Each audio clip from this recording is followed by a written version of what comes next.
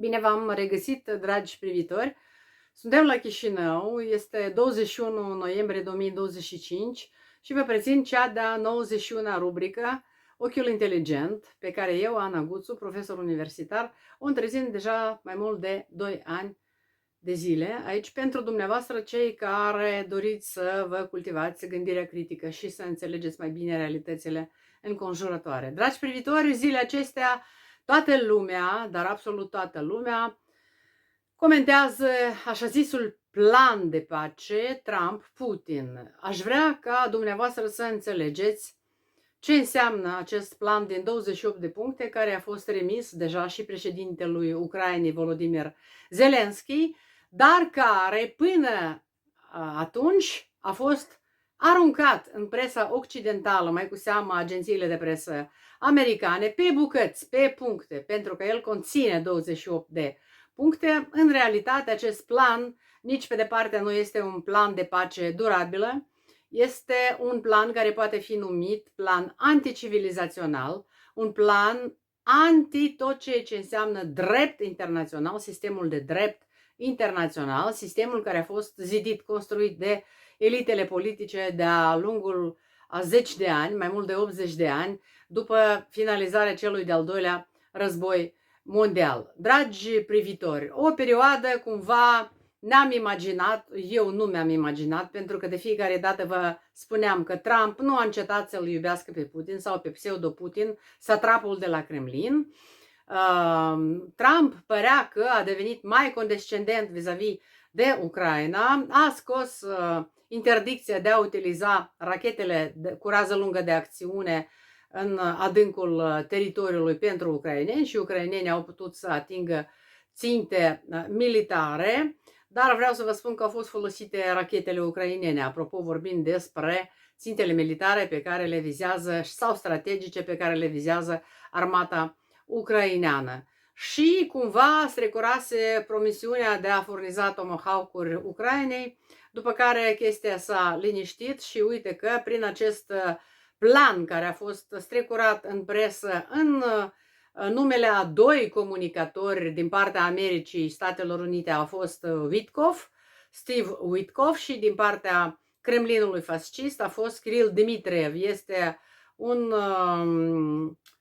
apropiat al familiei Putin, căsătorit cu cea mai bună prietenă a fiicei lui Putin și de fapt astfel a ajuns în grația familiei lui Putin. Cumva istoria se repetă, cei care cunosc ce s-a întâmplat și cu Yeltsin, mai ales alegerea lui pentru cel de-al doilea mandat în Rusia, a fost de fapt o lovitură de stat, pentru că Rusia, de când și-a declarat independența, ea merge din lovitură de stat în lovitură de stat. Însă esența imperială fascistă a Rusiei niciodată nu a diminuat. Ea a demonstrat de-a lungul istoriei că este un stat care nu ține cont nici de înțelegerile internaționale, un stat care își dorește cucerirea de noi teritorii, un stat care își dorește să umilească, să omoare, să violeze, să facă genocid, așa precum face Rusia fascistă astăzi în Ucraina. Să revenim la acel plan de pace pe care eu îl numesc plan anticivilizațional. Practic, cu excepția primului punct al planului Trump-Putin, unde se spune că Ucraina trebuie să rămână țară independentă și suverană, bla bla bla, celelalte puncte sunt în totalitatea lor o capitulare, sau cine va semna acest plan va fi o capitulare a Ucrainei în fața Rusiei fasciste. Pentru că celelalte puncte prevăd niște lucruri absolut inacceptabile din punctul de vedere al dreptului internațional, tot ceea ce înseamnă înțelegeri internaționale, organisme internaționale care au gestionat de bine de rău pacea pe continentul european mai cu seamă, și de fapt este o umilire nu doar a Ucrainei acest plan, ci și umilirea Europei, a Uniunii Europene, Uniunea Europeană care a fost zidită pe parcursul secolelor, pentru că ideea unei Europe Unite a luat naștere după execuția templierilor în Franța, cu multe secole în urmă. Dar aceasta este o altă istorie la care poate cândva vom reveni. Deci, nu voi citi sau nu voi enumera toate punctele în consecutivitatea lor, dar voi cita doar câteva postulate absolut inacceptabile pentru ca Ucraina să cadă de acord pentru semnarea unei păci, așa zisei păci durabile. Știți că Ucraina dorește nu doar pace durabilă, dar dorește și o pace justă. Deci nu poți conveni în favoarea agresorului care este Rusia fascistă, ceea ce a făcut Witkoff împreună cu Dmitriev în această mâzgăleală pe care eu o numesc plan de pace. Deci Ucraina este somată să cedeze tot Donbassul și toată regiunea Luhansk, unde ea își mai menține oamenii, își menține armata. Aceste regiuni vor trece de facto sub influența și acțiunea Rusiei, dar de iure vor rămâne ca aparținând Ucrainei. Nu știu dacă dumneavoastră ați înțeles ceva din această afirmație. Deci este o afirmație absolut de ochiată și vorbește despre faptul că oamenii lui Trump, administrației Trump, care se bazează pe doctrina neofascistă feudală, iar această doctrină favorizează dictatorii și statele puternice în acțiunile lor împotriva statelor mici și neputincioase, că așa vede Trump dominația în lume.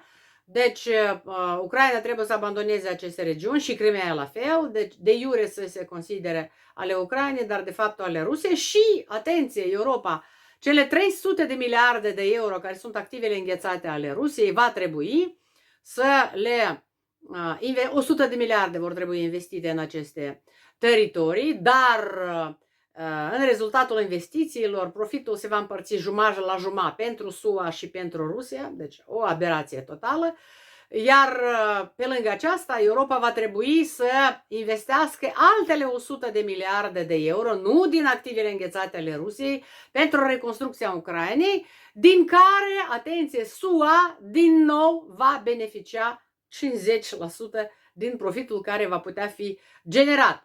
Următoarele puncte inacceptabile, umilitoare, deci fasciste ale acestui plan anticivilizațional sunt: Ucraina nu trebuie să pretindă că își dorește să fie membru NATO.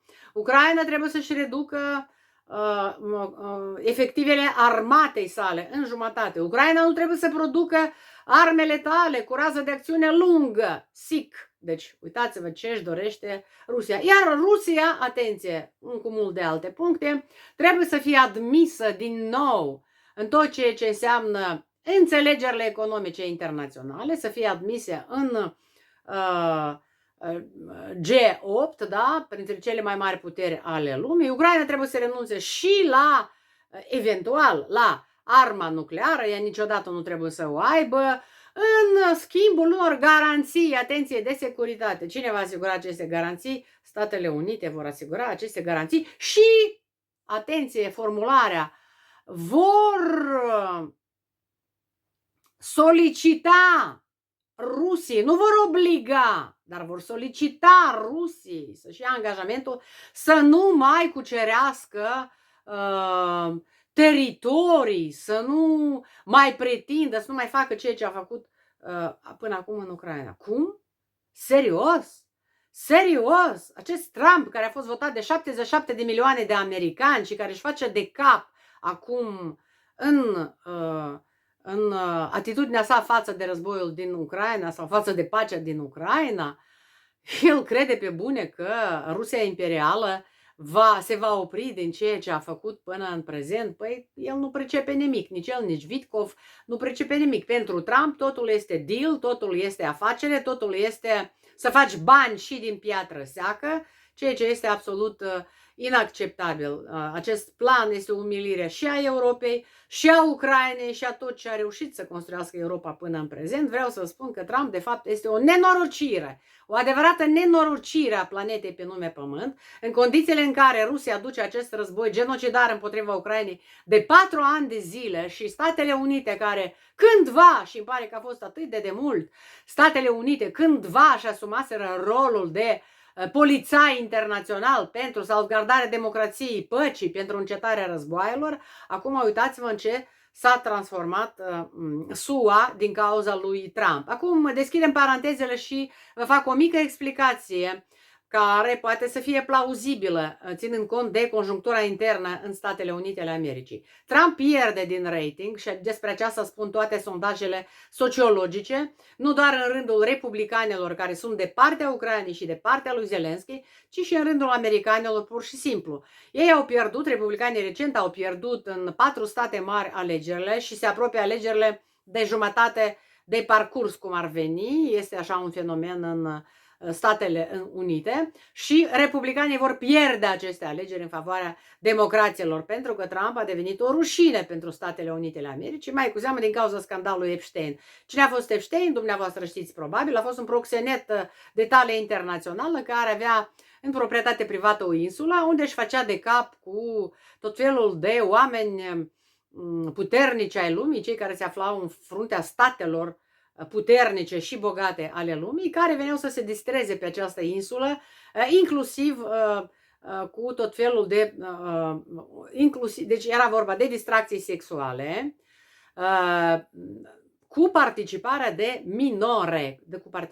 minore. Acum recent s-a descoperit că Epstein ar fi încercat să contacteze printr-o corespondență oamenii de la Kremlin să le aducă la cunoștință că el are un material compromițător împotriva lui Trump și cumva probabil că a vrut să vândă sau să le ofere acest material pentru anumite beneficii. Nu se știe în ce constă acest material compromițător, dar recent, deci zilele acestea, Trump a și semnat decizia de publicarea dosarelor Epstein, pentru că asta a promis și în campania electorală, dar el crede că în aceste fișiere, așa cum s-a strecurat și în presă, ar exista materiale compromițătoare împotriva lui Bill Clinton și împotriva democraților în general, care Bill Clinton a vizitat această insulă de 25 de ori, deci se adunau băieți acolo și făceau prostioare și ca să astupe acest scandal pe interior, Trump a aruncat, eu cred că putem numi operațiune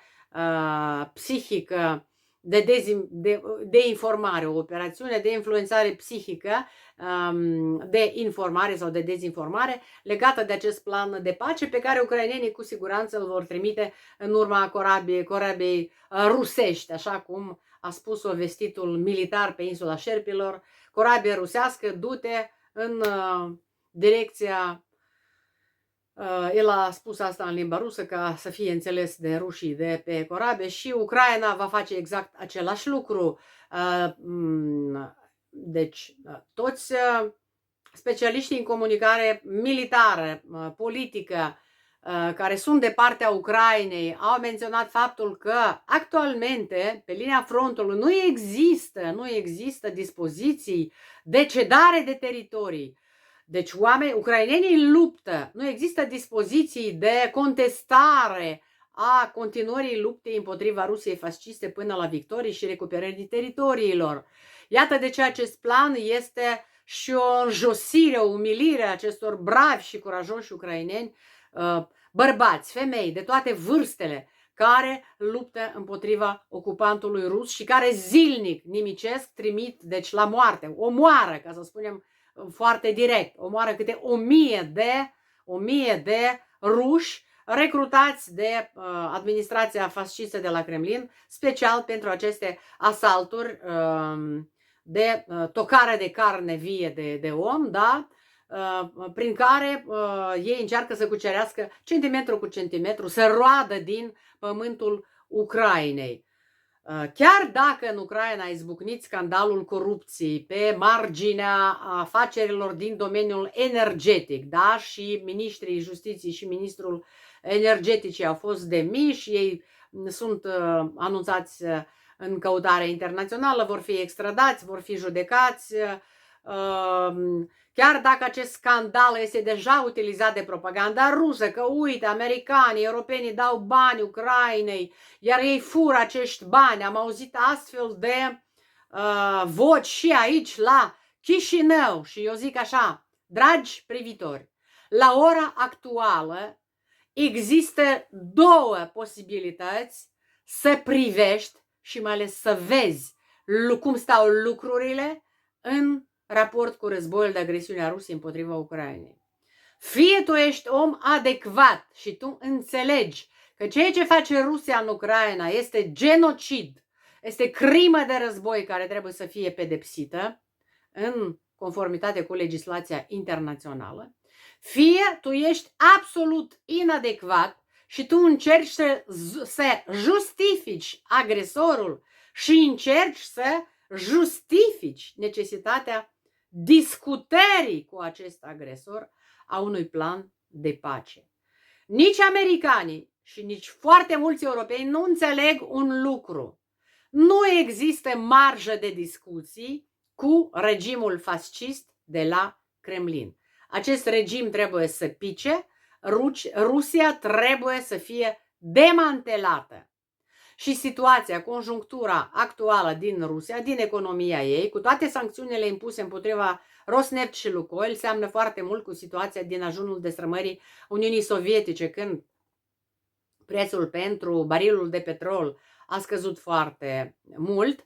Apropo, și acum a scăzut prețul pentru Urals, care este petrolul brut, greu al Rusiei pe care ea îl exportă, a scăzut sub nivelul costului de producere sau de extracție a acestui petrol. Rusia aduce pierderi foarte mari.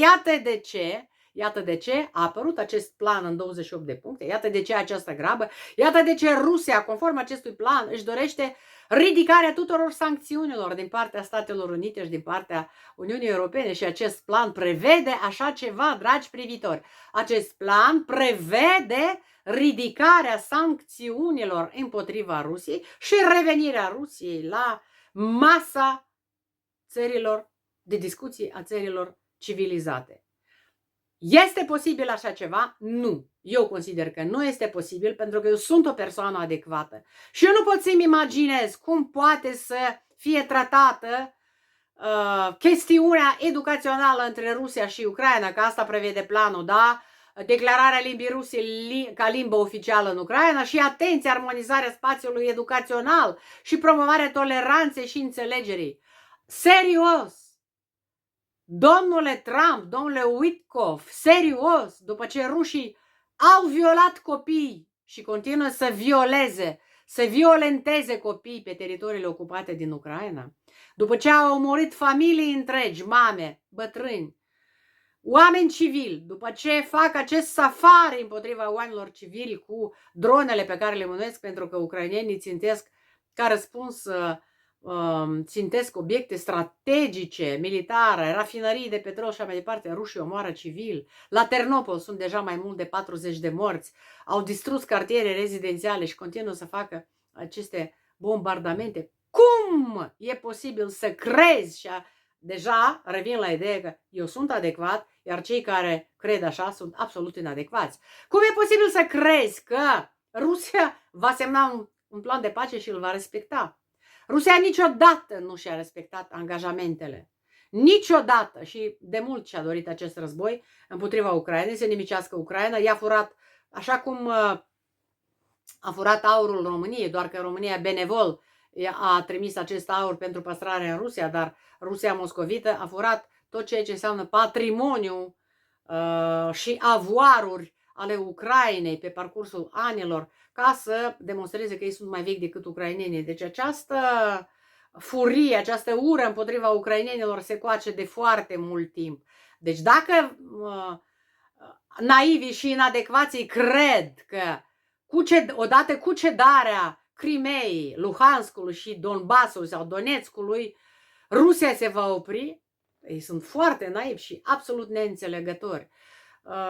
Eu am impresia că politica internațională s-a bagatelizat într-atâta încât se pare că lumea a luat-o razna. Nu poți, pur și simplu este imposibil să-ți imaginezi că cel mai puternic om al lumii, Trump, care este în fruntea celei mai puternici țări al lumii, a putut să cadă atât de jos și a putut să elaboreze împreună cu emisarii săi un plan atât de josnic.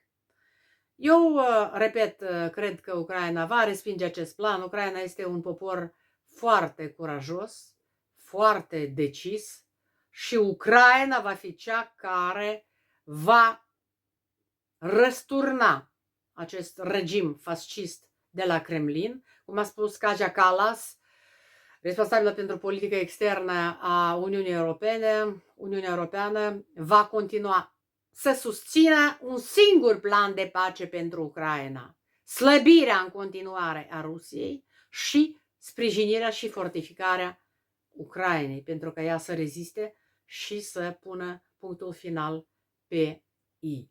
Am vorbit, dragi privitori, despre acest plan rușinos al lui Trump, un plan al celor inadecvați, care din păcate există peste tot în lume, există și în România noastră dragă, există și în Republica Moldova.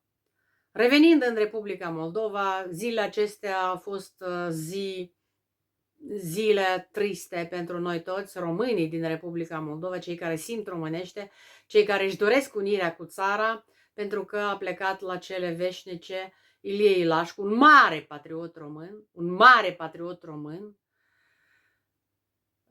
El a luptat în războiul de pe Nistru, a condus detașamentul Bujor, în care intrau mai mult de 80 de oameni, a îndeplinit misiuni care erau formulate de aici de la Chișinău, dar SIS-ul care formula aceste misiuni și îi le punea în sarcină lui Ilie Ilascu și grupului său, deseori l-a vânat el însuși pe Ilie Ilascu și ambuscada, în rezultatul căreia separatiștii l-au prins pe Ilie Ilascu, a fost organizată cu participarea SIS.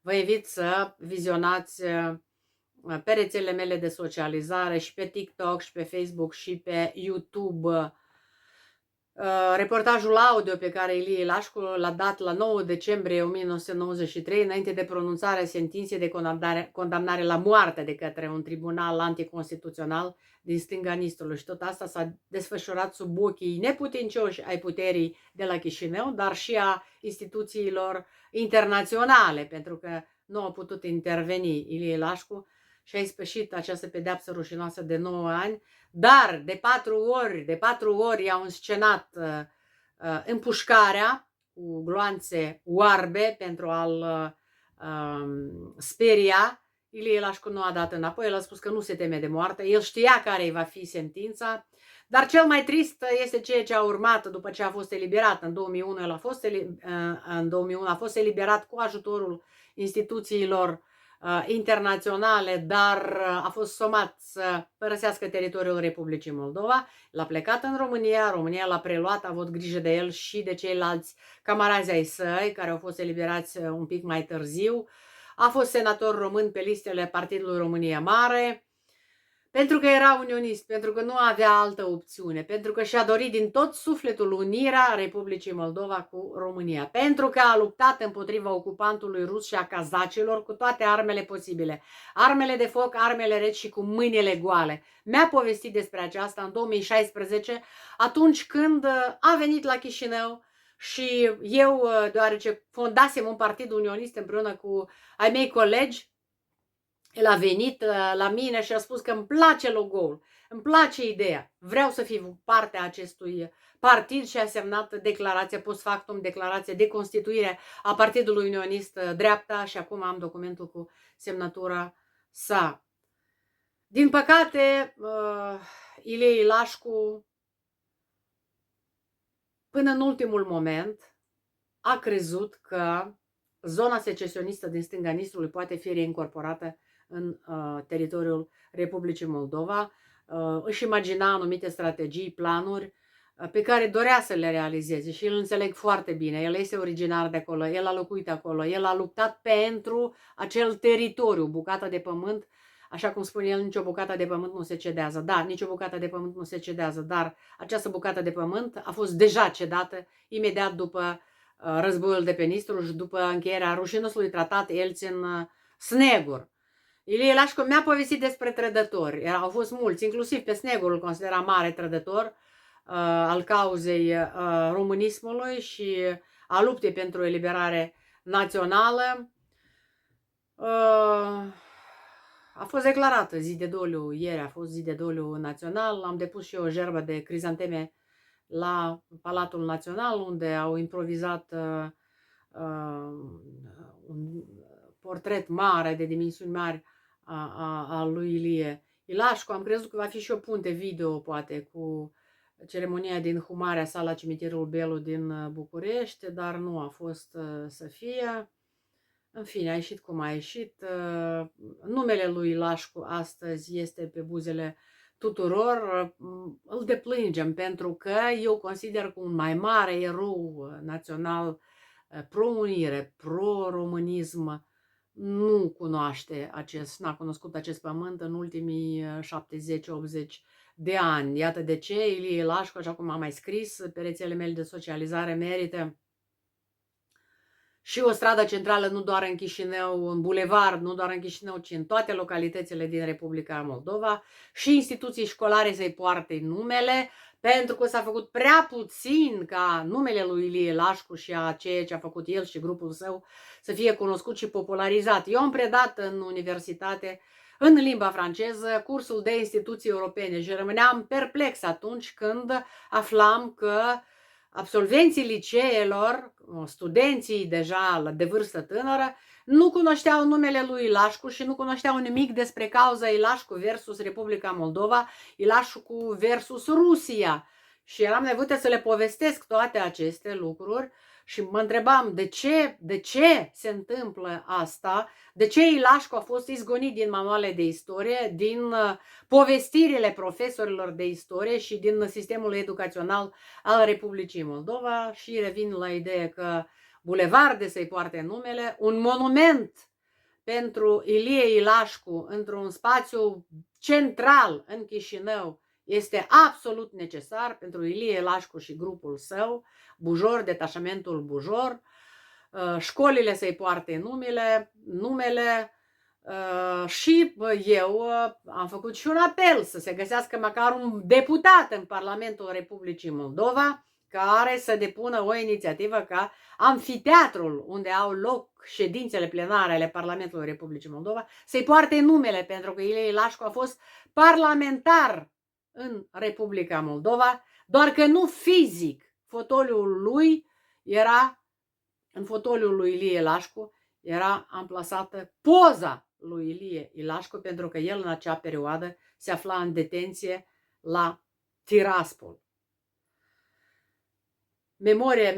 Memorialistica românismului în Republica Moldova are mari carențe și duce lipsă de o pregnanță și o prezență în toate instituțiile media și, desigur, că în tot ceea ce înseamnă curicula educațională, școlară și universitară. Dumnezeu să-l ierte pe cel care a fost Ilie Ilașcu.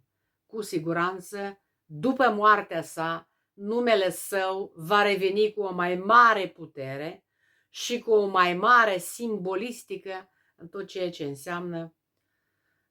înseamnă educație, manuale, dar și monumente de for public de care avem nevoie. Până în prezent suntem obligați, suntem umiliți să trecem pe lângă tancurile sovietice, monumentele sovietice care nu au coborât de pe piedestal, sau mai bine spus, n-au fost dărâmate, doborite de pe piedestaluri, pe care piedestaluri ar fi bine să urce eroii neamului românesc de aici, pentru că îi avem, unii din ei mai sunt și în viață și ar fi cazul, poate, să folosim amintirile lor pentru a scrie cărți. Atunci, în 2016, am sugerat lui Ilie Ilașcu să scrie totul ce mi-a povestit, să scrie, să dicteze, să găsească oameni care să documenteze toate aceste amintiri care sunt absolut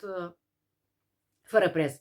Vă iubesc, popor român, trăiască, trăiască, trăiască și înflorească Moldova, Ardealul și țara românească. Asta este ce a reușit să strecoare atunci Ilie Ilașcu din cușca sa, pentru că a fost plasat într-o cușcă, o umilință absolut inimaginabilă. Și noi am stat așa neputincioși aici și n-am mai făcut nimic, așa cum n-am făcut pe timpul lui când era în viață. Sper că acum, când a plecat la ceruri, să putem face ceva. Bine, noi, cetățenii, sigur că vom contribui și cu bani la monument, că îmi doresc foarte mult să fie edificat un monument chiar în perimetrul parcului Grădina Ștefan cel Mare, stă Ștefan cel Mare, monumentul lui, și în scoara Europei. Eu, dacă aș fi primar de Chișinău, dacă aș fi om politic, aș decide acest lucru, să fie edificat monument lui Ilie Ilașcu și grupului său, Bujor, pentru ca fiecare care trece pe acolo să știe cine este el, să-și aducă aminte și să depună o floare. La urma urmei a fost un patriot al Unirii. Noi nu avem nici măcar un monument al Unirii unde să fie veșnicite numele celor 86 de deputați care au votat unirea Basarabiei cu România. Nici asta nu avem. Atât de neputincioși părem în fața istoriei. Dragi privitori, pe fundalul decesului lui Ilie Ilașcu în aceste zile triste, nici n-a reușit să fie înhumat la cimitirul Belu. Se întâmplă niște chestii în Republica Moldova. Sunt absolut condamnabile aceste lucruri și mă refer desigur că la insecuritatea noastră. O dronă necunoscută a survolat spațiul Republicii Moldova. A fost convocat ambasadorul, care este ambasador fără scrisori de acreditare, ambasadorul Wagner, eu îi spun, Ozerov, la Ministerul de Externe, la care a spus că și i s-a înmânat o notă de protest, la care a zis, a fost așa un zumzăit. Atenție! Acest Ozerov își bate joc de noi și noi îl ținem. Noi menținem relații diplomatice cu Rusia.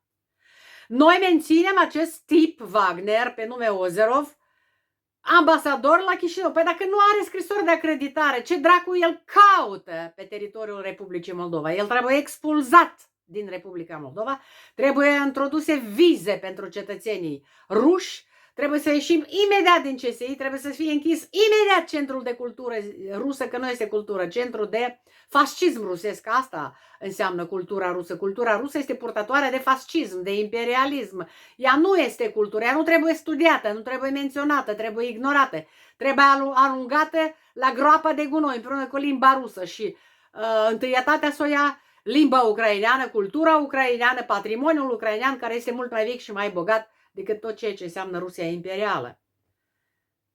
Iar pe lângă survolarea spațiului aerian al Republicii Moldova de către o dronă rusească, și apropo, această dronă n-a fost identificată de radarele pe care am dat milioane de euro, se mai întâmplă un alt caz strigător la cer. Un camion plin vârf cu elemente de armament produs în Rusia, de sorginte sovietică, a traversat nestingerit Republica Moldova și s-a îndreptat spre Vama Albița. A trecut Vama Leușeni de partea noastră, da, și a fost stopat în partea românească. DICOT astăzi, este informație de ultimă oră, a stabilit, deci în primul rând a reținut un cetățean de 37 de ani care transporta în camion mai multe componente de armament greu, de artilerie și componente de dronă separate, era dezmembrate și păstrate, ambalate în țesătură și în cutii de lemn. Dragi privitori, unde am ajuns? Deci, cu mare tamtam anunțăm că suntem gata să începem negocierile pe cele 6 clustere și 33 de puncte cu Uniunea Europeană. Cu mult patos merge la Bruxelles actualul prim-ministru al Republicii Moldova, care a avut business-uri în Ucraina pe timp de pace în perioada Ianucovici și a fost relaționat cu oligarhii lui Ianucovici. A importat și a instalat camere de luat vederi prin firma sa, unde avea un procent destul de mare de proprietate, cota parte, Venbest.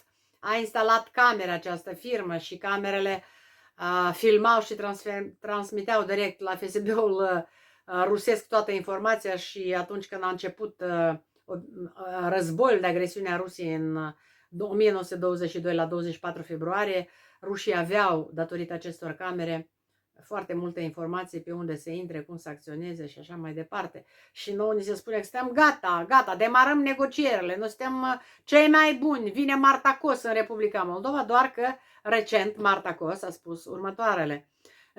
Dragi cetățeni moldoveni, nu vă luați după cei care spun că trebuie să fiți deblocați de Ucraina. Nu, totul trebuie să meargă la pachet în sensul ăsta, da?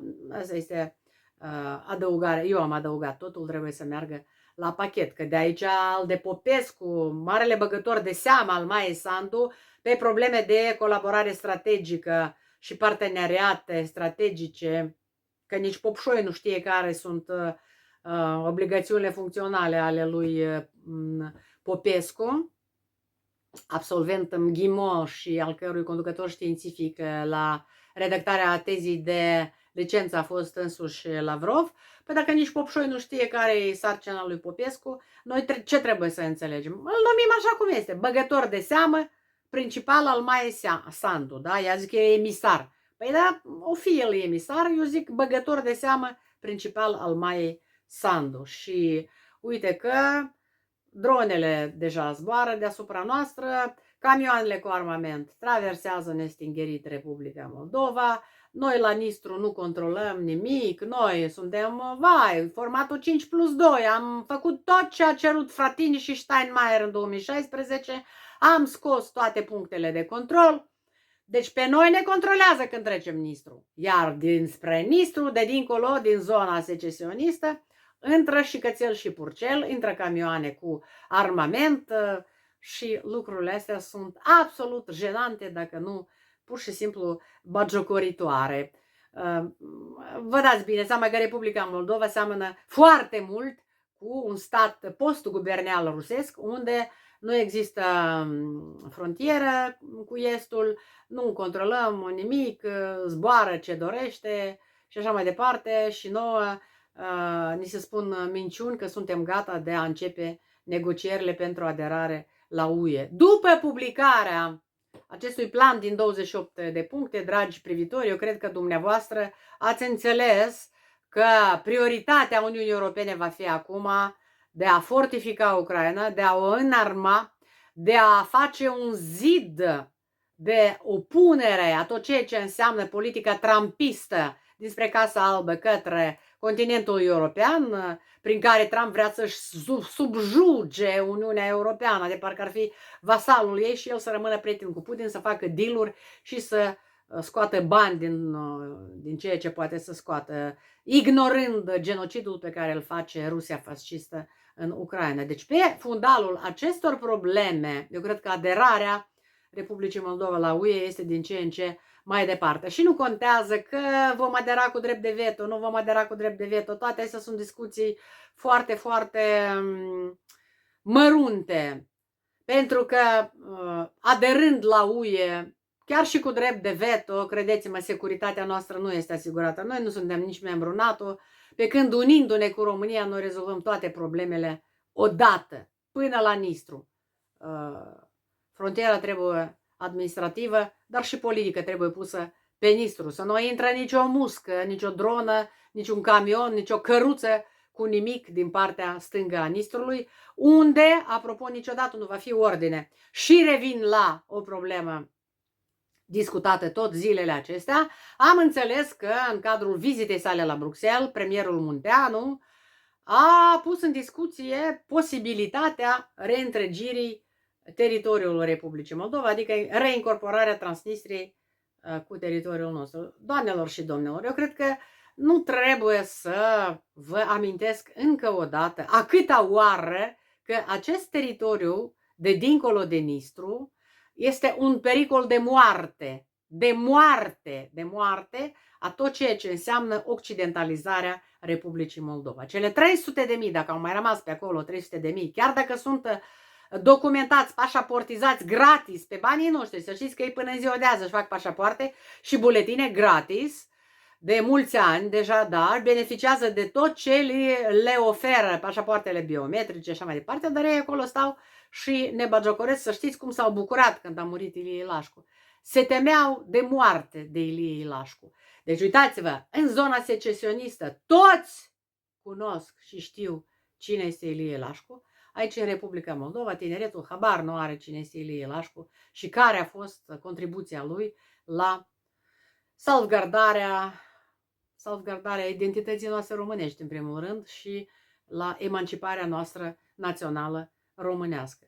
Deci dacă dumneavoastră considerați, și mai ales politicienii care ne conduc, dacă ei consideră că este posibilă o reintegrare a acestui teritoriu separatist aici, în Republica Moldova, Chiar dacă UE ne-ar da bani, presupunem că ne dă miliarde ne dă pentru integrare. Oameni buni, nu poți reintegra mintea separatistului. El permanent va lupta împotriva puterii oficiale de aici, de la Chișinău, oricare ar fi ea, că e pro-occidentală, că e pro-rusească, mereu va exista această rezistență și ură față de noi, cei care locuim în partea dreaptă a Nistrului. Deci noi trebuie să înțelegem că doar unirea Republicii Moldova cu frontiera controlată până la Nistru, pentru că Republica Moldova oficial până în prezent nu a avut decența să recunoască faptul că acel teritoriu de dincolo de Nistru este ocupat de Rusia. Este un teritoriu ocupat și că nu-l controlează. Iar vorbele astea care vin și din partea oficialilor UE că se rezolvă, găsim soluție, se rezolvă, vai, totul s-a rezolvat practic deja, acolo există lume care face business cu UE, serios, Gușan, cel care a participat la aresarea lui Ilie Ilașcu, că au votat nu știu câte procente pentru Maia Sandu și pentru integrarea europeană. Oameni buni, 12.000 de voturi din 300.000. Voi deduceți procentele din aceste 12.000 de voturi. Ce rușine și manipulare sociologică grosolană. Dragi privitori, doar unirea Republicii Moldova cu România până în frontiera controlată administrativ pe Nistru este soluția optimă. O soluție pe care ar trebui să o implementăm urgent, pentru că agenții Kremlinului fascist sunt și în Parlament, ei își intensifică activitatea și sunt primii care se vor bucura când vor ajunge rachetele și dronele pe teritoriul Republicii Moldova. Și nu o să ne apere nimeni, nici Maia Sandu, nici PAS, nici radarele, nici nimeni. Deci doar unirea cu România până în frontiera controlată administrativ pe Nistru. Unirea urgent, așa să ne ajute Dumnezeu.